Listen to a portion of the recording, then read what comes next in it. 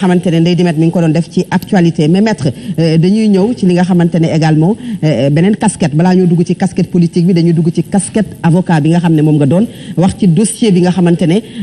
plus d'un an on en parle mais tey loo xamante ne daf ci bees muy li nga xam ne mooy le bureau du doyen des juges a été exposé puisque exposé bu ñu ko waxee mooy filmé et que ñenn ñi di wax ne sa client moom moo ko daal di fësal loolu nga xamante ne moom mooy vidéo bi tout d'abord est-ce que c'est normal est-ce que nekkul loo xamante ne dafay nekk atteinte à la justice de notre pays.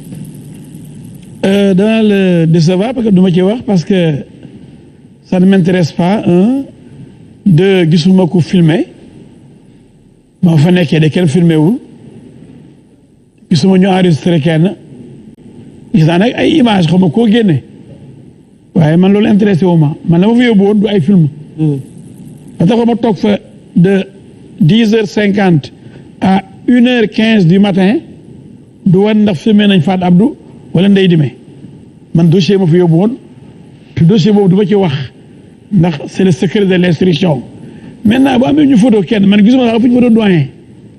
gisuma image ma gis gisuma ñu fenn doyen kii Maham Diallo gisuma ñu wane ci El Hadj Diouf gisuma ñu wane ci Abdou Dialé Kane avocat wu Adji Sarr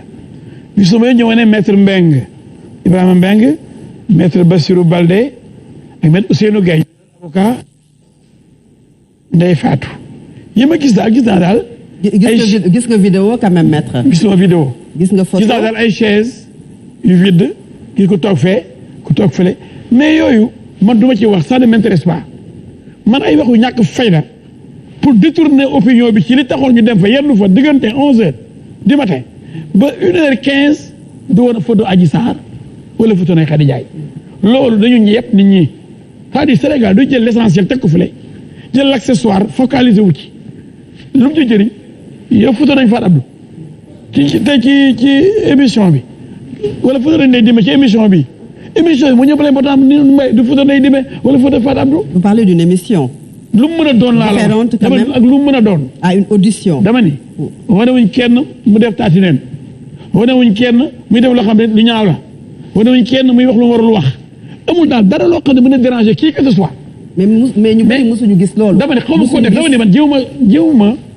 jéewuma dédouané kenn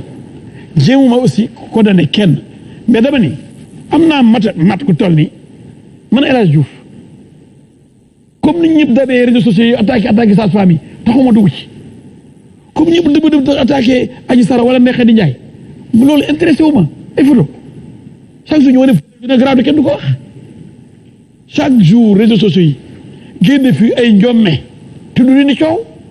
mais fii wane fi benn njomme mais coow li bëgg ñu fàtte lawoon ali kalaj ji man nag dama am fulla ak fayda toll ni ali kalaj ji Sonko la woon ak Adji Sarr ñu bëgg a déplacer affaire bi léegi entre Adji Sarr ak Ndeye Khady Ndiaye ci beneen domaine ci juge bi oo wala noonu pour ay affaire photo dëgg-dëgg nit dafa war a am fulla. maître Ndeye Khady Ndiaye ci biir dossier bi la bokk ci biir dossier bi moo tax ñu déglu ko Ndeye Khady Ndiaye loolu dafa bokk ci sa liggéey bu waxee ne moom dafay porter plainte parce que ay image am dañu ko génnee et que dafay porter plainte sa client loolu également moom moo tax ñu laaj la. lan moo ci sa xalaat bu fekkee sa client la lan la ci mën a gis Adji Sarr du sama cliente. ci plainte bu ko Ndeye Khady war a porter plainte pour bu mu génnee photo man la ma fa yóbbu woon man dossier viol moom fa yóbbu woon kon ku ma wax loo ci affaire photo Adji Sarr mosuma ne défendre ma ndax damaa génne benn photo kon du ma avocat am ci affaire photo donc xam nga nit dañuy wax il faut nga sérieux il faut nga lu ne ak li mu doon man avocat Adji Sarr laa ci kaw viol du ma avocat ji Sarr ci ay affaire photo yu mu jël xaw ma photo nag xaw ma photo wul te néew ma défendre ma ci ay photo kon mënu ma ci wax xëy na ma defoon dara loo xam ne jaaxal na ko ci photo dana ma dama défendre ma bu boobaa ma défendre ko ci mais yàlla xam na ni barke alxuraan ak fi ma toog ni ba léegi Adji Sarr owu ma pour wax ma affaire yooyu kon lu ma ciy wax lu ma ci xam est-ce que photo na est-ce que photo wuñ place am est-ce que keneen na photo est-ce que loolu photo bi sax am na njëriñ est-ce que lor na kenn wala li ma ci mën a ci daal comme conclusion mooy dañu ne l'action de l'homme benn philosophe ko wax est toujours guidée par l'intérêt ou la folie say Saliou ma gis ne kenn souvent rek philosophie rek toujours premier. waaw kooku laa ko Famara Ndiobi Sarr. professeur de philo. philo rek laa ayoon premier toujours premier jour ba dernier jour. 18 rek 17 alors c'est pas important. J'aime la philosophie. dafa ne l'action de l'homme benn philosophe ko wax est toujours guidé par l'intérêt ou la folie. mooy nit lu mu def lu ne xëy na am na njëriñ wala yëfu dafa lay def am na ci njëriñ bu dee nay xarit daa porter plainte xëy na am na ci njëriñ parce que bu fekkee amu ci njëriñ moom lan la ciy am bu fekkee ni lan luñ ko ci def ndax photo boo def ko war dafa ñaaw wala dafa rafet lan moo tax ñu photo fanaat bi rek mu ne tey ànd bi tukki xëy na intérêt comme doful xëy na mooy pour man mooy xëy na xaw ma xëy na moom bëggul photo xëy na dafa ñaaw je sais pas mais ne gisuma daal vraiment lu tax Sénégal raj gi coow li ci ay photo bu ñu wanee sama neveu bi ak dañu violé li nga xamante ne peut-être intimité am. moom combien de fois la génn ay photo moom moo tax toog ci bureau doyen des juges ñu lay déglu. mais bureau doyen des juges photo sur la place publique. ci loo xamante ne dañu wax ne secret de l'instruction ak bureau doyen des juges ci doyen des juges nekku fa parce que li ma gis moom période de pause la woon ndax kenn nekku fa man fekk ma photo chaise daa ngi libre te biñ toggee chaise yëpp a fees te gisoo doyen yow kon xam nga ni pause bi ñëpp génn nañ ci biti xëy na ñu bàyyi leen fi ñoom ñaar ñu photo ndax xëy na ci la ma foog xaw ma ci dara. qu'est-ce que violé naa sa propriété d'image. d'accord loolu kenn amul droit yi photo jàmbur neeku ko. mais dama ne am na koo xam ne photo mu ngi ci place publique bi. muy Adji Sarr. ku photo fi Adji Sarr da pourquoi ngeen photo en tout cas Adji Sarr bi ma gis moom bu doon moom mi ma xam mais ànd nag man dugg jaagar yi dugg ci biir tribunal bi nëbbuwul. kon koo photo it ndax caméra yaa ne ko jàng kooku ragalu ko photo keneen ku bëggul ñu photo la nag yaa xam lu tax xëy na am na looy nëbb xëy na am na lu la metti xëy na sa kanam ñàng na xëy na sa ngaa sonn xëy na yaa ngi bëgg a dee xëy na bëggoo ko la wane mais wane rek ngir dee àdduna bi tukki pare naa ci. mais maître man li ma bëgg laaj mooy par exemple Adji Sarr lu tax mu yàqamti procès bi. c'est-à-dire pour coow li jeex wala parce que gis naa ko keroog muy wax ak engagement c'est-à-dire je dis oui au procès di ko wax ak détermination di ko wax ak dévouement lan moo waral courage boobu. xam nga yow mi tey buñ la defoon dara. nga yaakaar ne def dara. ba nga dem ci yoon. kan mooy spécial ci yoon du Adji Sarr. xanaa kay bëgg nga yoon yow yaa dem ci yoon keneen demul ci yoon. ku fa ñëw yaa tax mu ñëw fa. kon kay yaa gën a yàkkamti ñëpp. boo toogee lu mel toll at porte-plainte dañu sàcc sama or wala sama oto attewuñ mbir mi da ngeen ne waaye nañ ma atte rek ndax ma xam ndax sama kii moo sàcc kii njàpp mooy sama sàcc mu sàcc sama oto wala sàcc sama oto waaye xanaa kay doo toog ne man yàkkamti wu ma tëj sàcc sama oto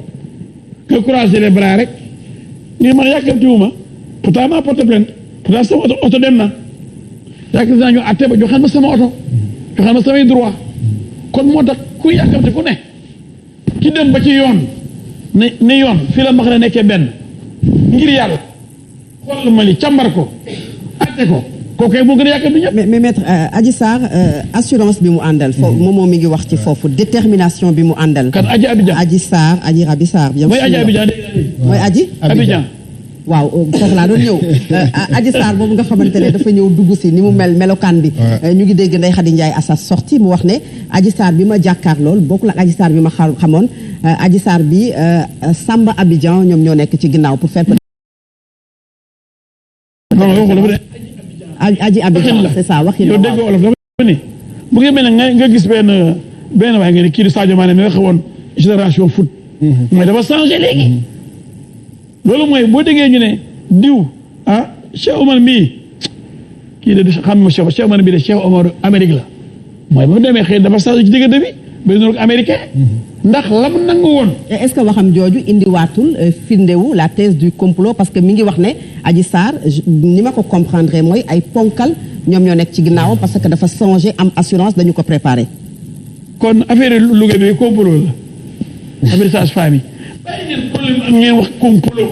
c'est une question maître. mais bàyyi leen journaliste yi bañ loolu da nga bëgg ba nga wax nañ xóotal nañ càmbar bañ a wax tudd complot xam nga kan moo war a complot juge mais ki ñuy àtte wala ki ci yoon tamit ni man dañ maa comploté moom àtte na boppam di moom moo war a sotal boppam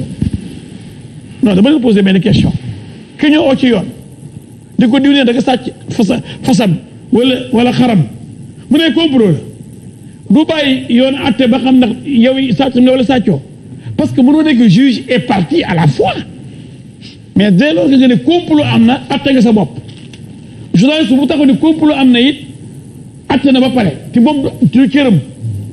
àttekat bi rek moo mën ni xool naa lool li ma gis complot la relax wala acquit wala non-lieu wala nangam loolu ki ko war a def yoon moom rek la may mu def ko maintenant nag Sénégal comme ni ñu koy waxee ñëpp entraîneur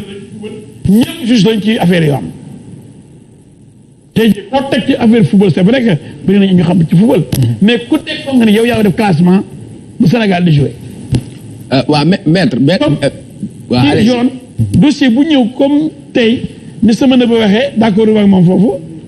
mu ne sage femme mais waxuñu folle femme yow da nga bëgg sage bi nekk folle dañ ni sagesse mooy lan sagesse mooy maturité sagesse mooy bëgg jàmm sagesse mooy bëgg dëgg sagesse du nekk yambar sagesse du lu ñu ma teg ma nangu ko prendre de la hauteur waaye prendre de la hauteur mais du ma nekk ab yambar boo xam ne fa may liggéeyee du man maa war a opérer du man maa war a faj ban sage-femme rek laa c'est vrai xëy na ban responsabilité lañu am mais il faut tey ñu tëj ma mais comme sage-femme laa ma nangu yeneen sage-femme yi ni bon nañ nangu rek parce que ñun dañoo sage nous sommes des femmes sages femmes non dama ni man de cautionné wu ma benn comportement buy lor doomu aadama di ko gaañ loolu dañ ko war a sanctionné mais nanguma it nangul naa syndicaliste yi comme nangul naa sage-femme yi ñu ne am benn élan de solidarité bu amul ci corporation tey bu ñu bëggee sanctionné benn magistrat yi ànd ci ñu bëgg a sanctionné keroog bu ñu bëggee sanctionné Téliko man ne plaidel naa ko ak ay magistrat ñëw taxaw plaidé keroog à la Cour suprême yéen ngi rappelé Téliko bi ko yóbbu pour juger ko sur plainte du ministre ñu ne dafa wax lu war a wax xaw ma lan ci affaire projet Karim Wade xaw ma Khalifa Sall ma ban projet la waxoon waaw ñu ne ko dañ leen. mais est-ce que moyen de pression yooyu du indi impunité aussi yooyu laay bañ ku ñu war a sanctionner sa corporation taxaw ne duñ la sanctionner. mais non lan mooy le rôle de syndicat la défense des intérêts matériels et moraux des membres du syndicat. c'est ça la mission d'un syndicat. mooy syndicat day taxaw ay membres am ci lépp luy seen intérêt bu mu mën a doon muy matériel mooy seen avancement seen salaire seen dëkkuwaay seen condition de travail ak seen intérêt moraux mais seen problème mu àddina seen bopp seen xalaat dégg nga donc loolu kenn mënu ko tere syndicaliste ak corporation. waaw léegi man benn question rek laa boo ma ko may dafa am benn baat boo wax léegi maître bi ngay wax philosophe bi mu la laajee sànq nga ne ko nit lu muy def daf koy def par soit am na intérêt bu mu ci visé wala folie tey bu ma gisee Maître El Hadji Diouf ban intérêt nga am wala ban intérêt nga visé ci dossier bi nga xam ne moo opposé Sonko ak Adji Sarr ñu gis la nga jël dossier bi à cœur nekk au front beneen bi exemple aussi sur dossier Karim Wade contre État du Sénégal ñu gisoon la aussi nga bokkoon ci avocats yi nga xamante ni ils étaient les avocats de l'État du Sénégal contre Karim Wade et compagnie c'est-à-dire tey su ma la bëggoon laaj tey ban intérêt moo la motiver ba nga mën a jël combat boobu avec autant d'engagement et de détermination. Fadabou question bu ma neex nii mosuma ko am